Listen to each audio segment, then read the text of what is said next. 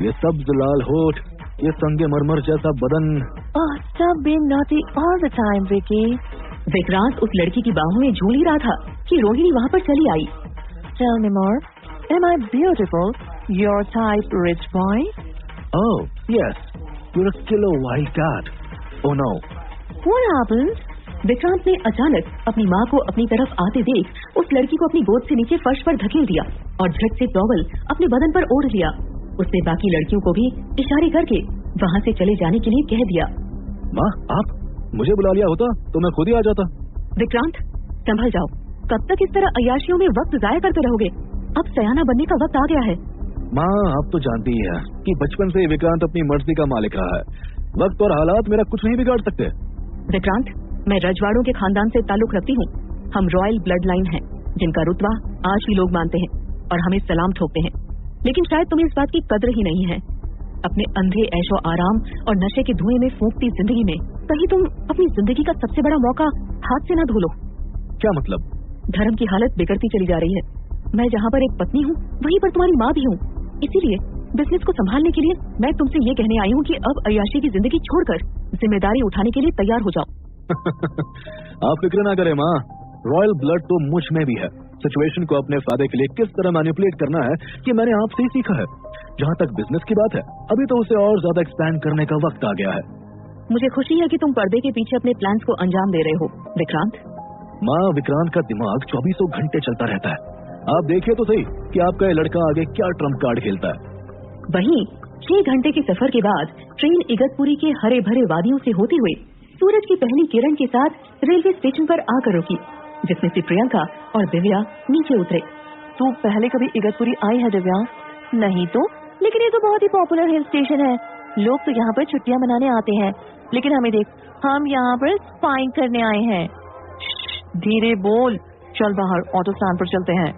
प्रियंका ने देखा कि स्टेशन के बाहर धीमी बारिश होने लगी थी और वहाँ पर सिर्फ एक ही ऑटो खड़ा हुआ था, जिसका ड्राइवर अपने चेहरे पर अखबार ओढ़कर सो रहा था और खराटे मार रहा था। भैया, ओ भैया, उठो। सॉरी मैडम, बोलो कहाँ छोड़ दूं? 1 मिनट। क्या हुआ मैडम, किसी होटल में बुकिंग है आपका? इतना सुनकर प्रियंका दिव्या को एक कदम बगल में ले जाकर बोली, दीदी, फार्मा प्लांट की लोकेशन क्या है? मदनगढ़ माउंटेन। लेकिन हमने इसे सही लोकेशन बता दिया तो इसे कहीं शक ना हो जाए। हम किसी से अपने मिशन के बारे में नहीं बता सकते। मदनगढ़ के सबसे पास वाला होटल सर्च करके बता जल्दी। अरे क्या हुआ मैडम, मैं पूरे इगतपुरी को अच्छे से जानता हूँ। जिस भी होटल, रिसोर्ट या साइट सीइंग पे जाना हो तो ये अली भाई है ना? मिल गया। होटल मिल गया? चलो बताओ कहाँ पर है मैडम, मैं फोन देखूं? 1 मिनट भैया। स्टार होटल, ये तो मदनगढ़ से 3 किलोमीटर दूर है, ये ठीक रहेगा। क्या कहा, फिर से कहना। भैया, स्टार होटल जानते हो, मदनगढ़ के पास वाला। प्रियंका की बात सुनकर अली ने अचानक अपना ऑटो स्टार्ट किया और तुरंत बिना कुछ कहे वहाँ से भाग खड़ा हुआ। बारिश तेज होने लगी थी और प्रियंका और दिव्या अब भीगने लगे थे। दोनों दौड़कर एक खपरेल के नीचे खड़े हो गए। ये ऑटो वाला अचानक ऐसे भाग क्यों खड़ा हुआ? स्टार होटल तो मदनगढ़ से 3 किलोमीटर दूर है, फिर भी ये ऐसे भागा जैसे उसने किसी भूत को देख लिया हो। कुछ तो गड़बड़ है। खैर, अब आगे का क्या प्लान है? मैंने इंटरनेट पर चेक किया, आसपास के सारे रिजॉर्ट तो बुक्ड हैं और जो बाकी बचे हैं वो हमारे बजट से बाहर हैं। अब क्या करें? हम स्टार होटल कैसे पहुंचेंगे? हेलो मैडम, तुम, क्या काम है? तेज गिरती इगतपुरी की बारिश में वो शख्स छाते की आड़ में छुपा प्रियंका और दिव्या के साथ उस खपरेल के नीचे आ खड़ा हुआ था। उसे देखकर दोनों थोड़ा घबरा गयी। देखो, हमें किसी गाइड की जरूरत नहीं है। मैं यहाँ के डीजीपी की बेटी हूँ, हमें लेने गाड़ी आती ही होगी। हंसता क्या है? जाता है या बुलाओ पुलिस को?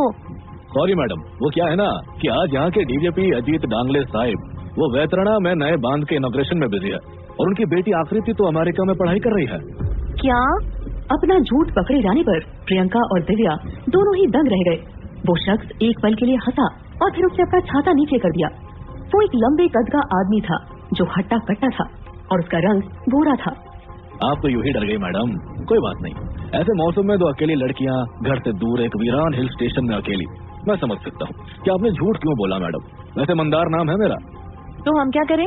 1 मिनट दिव्या, देखिए हमें कुछ नहीं चाहिए।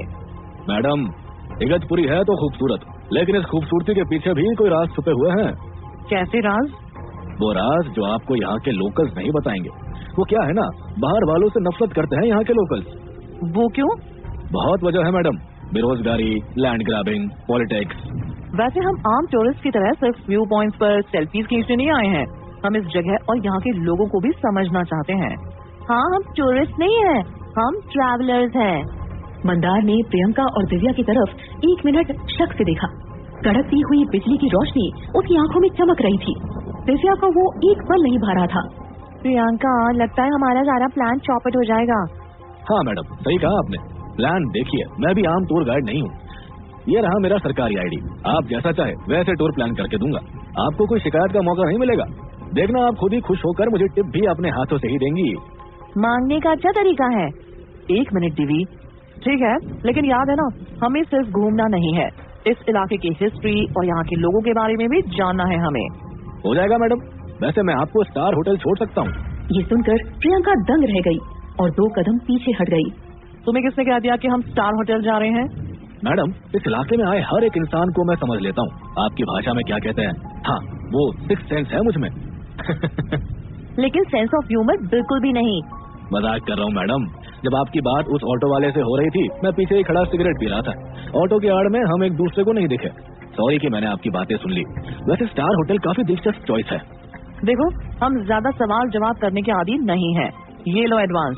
प्रियंका ने जैसे अपना पर्स पैसे निकालने के लिए खोला तो मंदार की नजर उसमें रखे नोटों पर पड़ी, लेकिन उसने अगले ही पल अपनी नजरें घुमा ली। Thank you madam. आइए, मेरी गाड़ी यही खड़ी है। गाड़ी की बैक सीट में बैठकर दिव्या और प्रियंका आपस में खुशफुसाते रहे। प्रियंका, ये क्या किया तूने? अब तो इसे शक हो जाएगा ना। कैसे दीवी, ये खुद ही यहाँ के राज बताने का ऑफर दे रहा है। थोड़े से पैसों में अगर हमारा काम बन जाता है तो हर्ज ही क्या है। मुझे तो ये क्रीप लगता है प्रियंका, बहुत डर भी लग रहा है। एक काम करते हैं, वापस चलते हैं।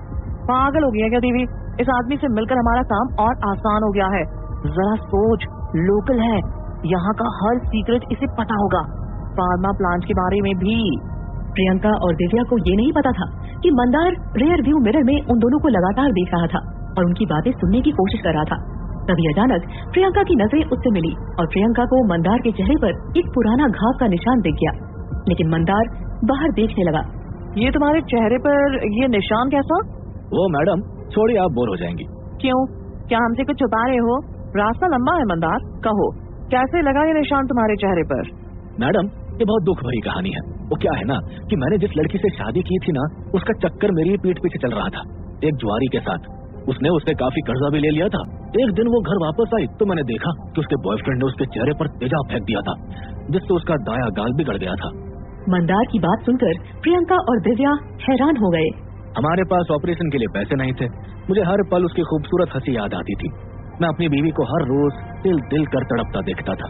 एक दिन जब मुझसे और बर्दाश्त नहीं हुआ, मैंने एक गरम खंजर लिया और अपने चेहरे पर ही निशान बना डाला, ताकि मेरी बदसूरती को देखकर वो 2 पल हंस तो पड़े।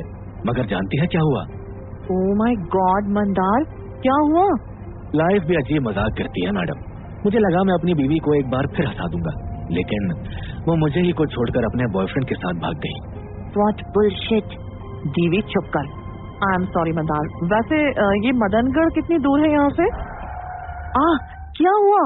मैडम, आपका स्टार होटल आ गया। प्रियंका और दिव्या मंदार की गाड़ी से नीचे उतरे और मंदार ने गाड़ी स्टार्ट कर दी। दोनों होटल के रिसेप्शन की तरफ चलने लगे कि तभी मैडम, एक ही सुझाव है मेरा, मदनगढ़ में चौकन्ना रहना। ये जगह खतरे से खाली नहीं है। अकेले इधर उधर घूमने मत निकल जाना। अभी तो सुबह के 6:30 बजे है, थोड़ा आराम कर लीजिए। मैं ठीक 9 बजे आप दोनों को लेने पहुंच जाऊंगा। जहाँ एक तरफ प्रियंका अपनी मुहिम में बिजी थी, वहीं रोहिणी के कहने पर विक्रांत कपूर इंडस्ट्रीज के मेन ऑफिस पहुंचा। वो जैसे ही कॉन्फ्रेंस रूम में दाखिल हुआ, उसके सामने बैठे बोर्ड मेंबर्स को देखकर वो खुश हो गया। सुबह सुबह अपनी कंपनी की टॉप लीडरशिप को एक साथ देखकर मुझे कॉन्फिडेंस आ गया है। विक्रांत की बात सुनकर बोर्ड मेंबर भैरव शेखावत खड़ा हुआ और उससे बोला, विक्रांत, मीटिंग शुरू होने से पहले मैं ये कह देना चाहता हूँ कि हम तुम्हारी टॉप लीडरशिप तो हैं, लेकिन चुराई हुई। यहाँ हर किसी का चाहे कोई पर्सनल मकसद क्यों ना हो, लेकिन धर्म जी के लिए मेरी वफादारी हमेशा बरकरार रहेगी। ये सुनकर विक्रांत के चेहरे की मुस्कुराहट अचानक गायब हो गई। उसने बोर्ड मेंबर्स पर एक नजर मारी और तभी उसे विद्युत की एक कुर्सी पर बैठा दिखाई दिया। तुझे यहाँ अंदर आने किसने दिया? गार्ड्स, विक्रांत की आवाज सुनकर अचानक कमरे में उसके 2 गार्ड्स आ गए। वहीं भैरव भी अपनी कुर्सी से उठ खड़ा हुआ। तभी विद्युत हंस पड़ा। तुम बचपन से ही ऐसे थे, मुझसे हमेशा डरते आए हो, आज भी कुछ नहीं बदला। Why you bloody guards? इसे अभी इसी वक्त धक्के मार कर बाहर निकाल दो। विक्रांत के गार्ड्स विद्युत की तरफ बढ़ने लगे ही थे कि भैरव उन दोनों के बीच आ खड़ा हुआ और विक्रांत से बोला, विक्रांत, ये कंपनी की बोर्ड मीटिंग है, यहाँ पर इस तरह के रवैये की कोई जगह नहीं। धर्म साहब की नाजुक हालत के चलते विद्युत यहाँ रीज्वाइन करने आया है। क्या ये ऑफिस रिज्वाइन करेगा? आराम से फुर्सत मिल गई इसको कि इसे अचानक जिम्मेदारी उठाने का भूत चढ़ गया है? नो वे, ऐसा हरगिज नहीं होगा। संभाल के विक्रांत, कंपनी पापा की है, तुम्हारी नहीं। पापा तो अब एक दस्तखत करने के काबिल भी नहीं रहे, और तू क्या कंपनी चलाएगा विद्युत? तू तो चपरासी बनने के भी लायक नहीं है। वहीं घड़ी की सुई के साथ मंदार स्टार होटल पहुंच गया और अंदर जाकर वो रिसेप्शनिस्ट के पास पहुंच गया। वो मुंबई की 2 लड़कियां हैं ना, उनका टूर गाइड हूँ, बुला लो उनको। वो दोनों तो कब का निकल गए? क्या वो दोनों तितलियां सुबह सुबह कहाँ उड़ चली? 1 मिनट, दोनों ने मदनगढ़ का जिक्र किया था, हो सकता है कि शायद वही की तरफ निकली हो, मगर क्यों? इनका मकसद आखिर है क्या? इतना सोचकर मंदार स्टार होटल से निकला और गाड़ी स्टार्ट करके वहाँ से तेजी से निकल गया। वहीं दूसरी तरफ प्रियंका और दिव्या एक लोकल बस में बैठे मदनगढ़ की तरफ रवाना हो चुके थे। अच्छा हुआ कि उस मंदार से पीछा छूट गया। You are right, he is a creep. तुझे से पैसे नहीं देने चाहिए थे प्रियंका, इससे उसका शक यकीन में बदल गया होगा कि हम यहाँ सिर्फ घूमने के मकसद से नहीं आए हैं। मेरे पास उससे पीछा छुड़ाने का और कोई तरीका नहीं था दीदी। खैर, अब तो गया ना, मदनगढ़ पहुंचकर हम अपना काम शुरू कर देंगे। वहाँ पर अम्बेवाड़ी नाम का एक छोटा सा गांव है, वहीं से शुरुआत करेंगे। प्रियंका, आज तेरे पापा होते तो तुझ पर बहुत प्राउड होते। हाँ दीदी, मुझे आज भी वो दिन याद है। अचानक प्रियंका की यादें उसे उसके बचपन के उस दिन में वापस ले गई, जब दिल्ली के एक मोहल्ले की एक हलवाई की दुकान पर बैठकर वो दूध जलेबी खा रही थी। तभी वो बन्नू हलवाई की तरफ मुड़ी और उससे पूछा, बन्नू चाचा, आपको पता है पापा कब तक आएंगे? अरे वो तो अक्सर 1 आध दिन में ही टूर से वापस आ जाते हैं ना जाने इस बार देर क्यों हो रही है। हाँ, इसीलिए मैंने आज पापा से बात ना करने का फैसला किया है। अरे बाप रे, इतना बड़ा फैसला! और अगर वो आ गए तो? देख, डॉक्टर साहब जब भी घर से बाहर जाए तो तू यहाँ आ जाया कर। यहाँ पर देख, तेरे लिए कितने सारे पकवान है। जी बन्नू चाचा, लेकिन पापा अगर आपको नजर आए तो बता देना, मैं घर भाग जाऊंगी। इतना कहकर प्रियंका जलेबी खाने लगी और तभी अचानक एक स्कूटर की आवाज गली में गूंजी और प्रियंका ने जब मुड़कर देखा तो उसके पापा उसी को ढूंढते हुए आ रहे थे। वो तुरंत उठकर वहाँ से भाग गई। अरे इस बार हफ्ता भर लग गया डॉक्टर साहब। हाँ बन्नू, मत पूछो, दूर दराज के गांव की हालत बहुत खराब है। क्यों, क्या हुआ डॉक्टर साहब? वहाँ पर सुविधाएं ही नहीं है। मैं प्रियंका को इसीलिए इन सब चीजों से आगाह करना चाहता हूँ। जिस तरह दुनिया में भयानक किस्म की नई बीमारियां आ रही हैं, कल को कुछ भी हो सकता है। छोड़ो, काफी थक गया हूँ। प्रियंका आई थी? हाँ आई थी साहब, लेकिन आपका स्कूटर जैसे ही देखा घर भाग गई। हाँ, लगता है नाराज है। इस बार देर जो हो गई। अब मेरी नौकरी ही ऐसी है, प्रोटीन सेल रिसर्च। जानते हो इससे कितनी लाइलाज बीमारियों का इलाज खोजा जा सकता है। वो तो ठीक है डॉक्टर साहब, लेकिन फिलहाल अपनी लाडली रानी के गुस्से को ठंडा करने का इलाज ढूंढिए। उसका मनपसंद मलाई सैंडविच पैक कर दूं? डॉक्टर माथुर मिठाई लेकर घर जैसे ही पहुँचे, उन्हें प्रियंका के रोने की आवाज सुनाई दी। प्रिया, प्रिया, कहाँ है तू? मैं यहाँ हूँ, लेकिन बात नहीं करूँगी। अच्छा, देख ले, फिर मैं काम पर चला जाऊंगा और कभी नहीं आऊंगा। ये मलाई सैंडविच भी मैं अकेले ही खाऊंगा। वाह! क्या मलाई सैंडविच? इतना कहकर प्रियंका अपने कमरे से दौड़ती हुई बाहर आई और अपने पापा की गोद में कूद गई। आनंद ने उसे उठाकर पूरे घर में घुमा दिया। मलाई सैंडविच खाते हुए प्रियंका ने उससे पूछ ही लिया, पापा, आप मुझे छोड़कर कहाँ चले जाते हैं? तुझे पता है प्रियंका, इस संसार में पेड़ पौधों, मानव और जीव जंतुओं के शरीर में ऐसे छोटे सेल्स होते हैं जिनमें कई गुण होते हैं, यहाँ तक कि कई बीमारियों के इलाज के भी। मैं उन्हीं की खोज में निकल पड़ता हूँ। सच पापा? हाँ बेटी, लेकिन देख ले, अगर तू मुझसे दोबारा कभी नाराज हुई तो मैं कभी वापस नहीं आऊंगा। इतना कहकर आनंद प्रियंका को लोरी सुनाने लगा और जब आनंद ने उसे दोबारा देखा तो वो उसकी गोद में चैन की नींद सो चुकी थी। वहीं बस के अचानक ब्रेक लगने से प्रियंका की ये यादें भी टूट गयीं। कहाँ खो गई थी तू प्रियंका?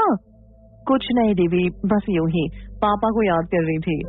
अब चल, उतरना है, हम अम्बेवाड़ी पहुँच गए हैं। वहीं कपूर इंडस्ट्रीज के मेन ऑफिस के कॉन्फ्रेंस रूम में सिचुएशन गर्मा रही थी।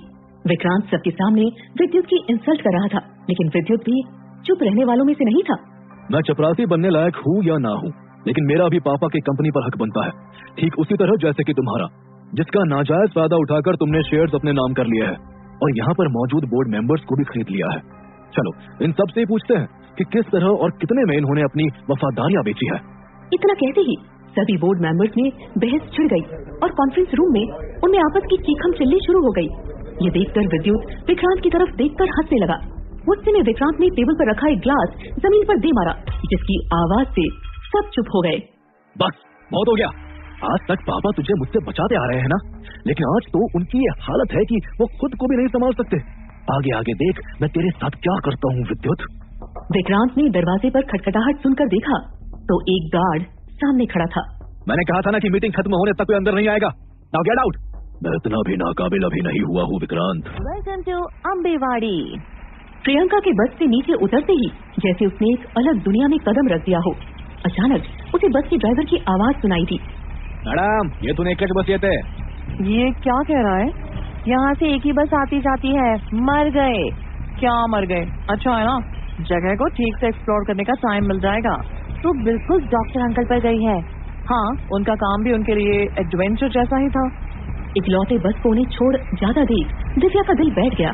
वहीं प्रियंका खाली बस स्टैंड पर बैठी एक औरत के पास गई और उससे बातें करने लगी। नमस्ते ताई, यहाँ पर गांव कहाँ है? एक मिनट इंडियाना जोनस, मैं पूछती हूँ। नमस्कार बहन जी, इथे अंबेवाड़ी गांव कुठे आहे? अजीब है, ये कुछ बोल ही नहीं रही। दिव्या ने देखा कि वो बूढ़ी ताई बार बार टेबल पर अपना हाथ मारकर कुछ इशारा कर रही थी। अरे प्रियंका जल्दी से 100 का एक नोट निकाल, जल्दी करना। ओके ये ले। जैसी दिव्या ने टेबल पर 100 का नोट रखा, बूढ़ी ताई ने एक पहाड़ की तरफ इशारा किया।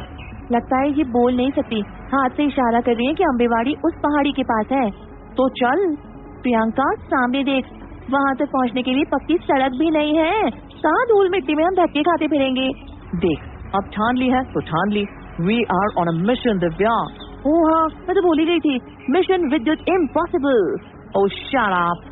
प्रियंका के पीछे पीछे दिव्या चल दी और चलते चलते 1 घंटे में दोनों एक बोर्ड पर पहुँचे जो कि उल्टा लटक रहा था। यहाँ पर कोई दिखाई क्यों नहीं दे रहा है? वैसे इस स्टेट के इस एरिया में तो साल भर काफी हरियाली होती होगी, लोग खेती बाड़ी करते हैं।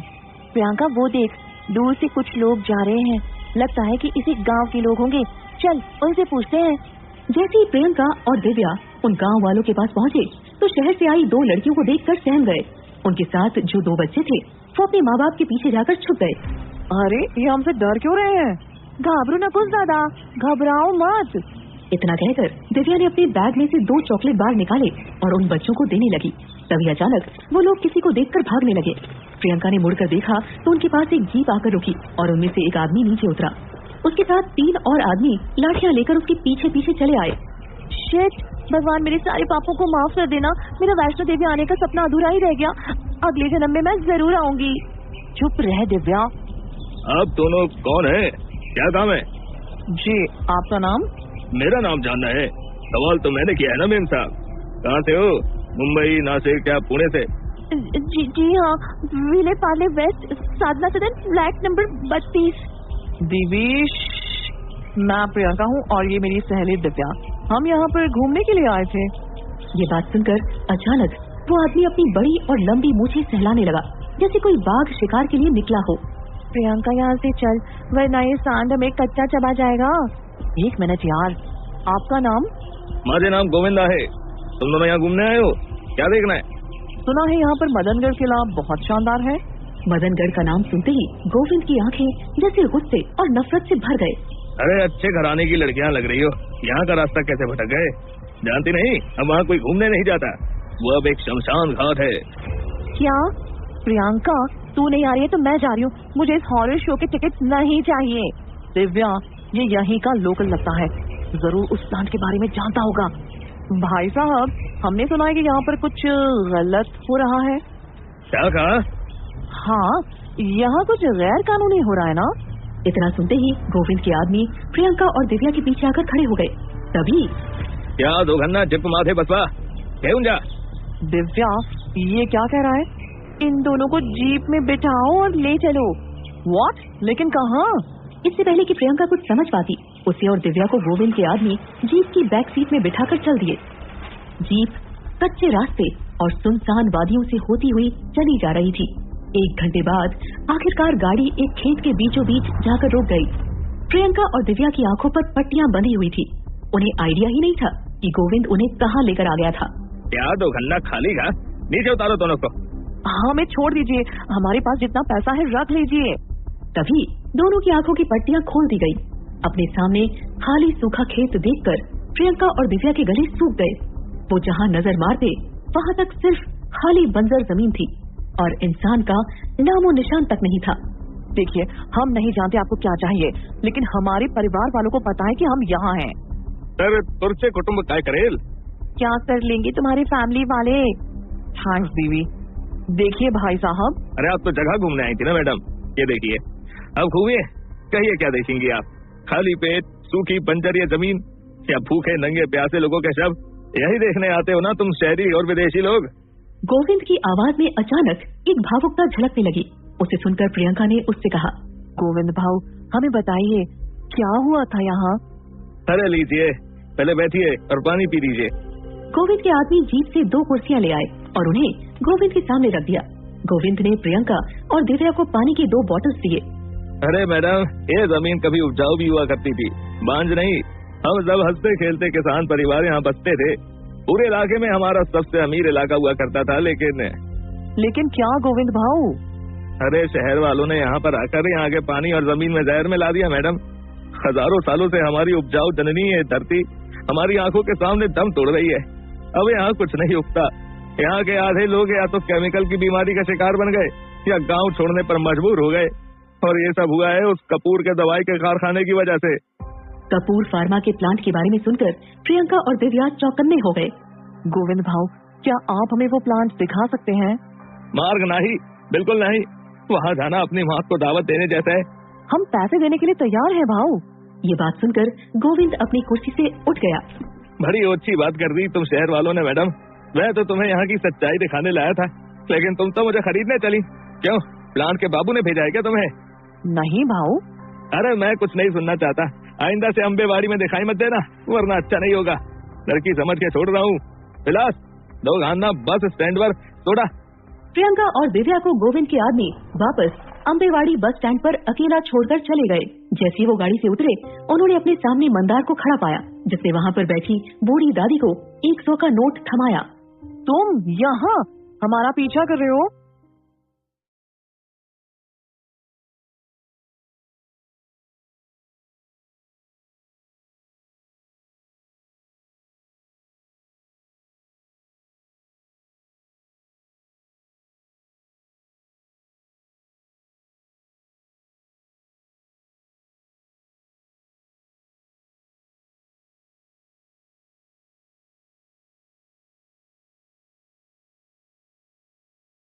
प्रियंका और दिव्या मंदार को देखकर घबरा गए थे।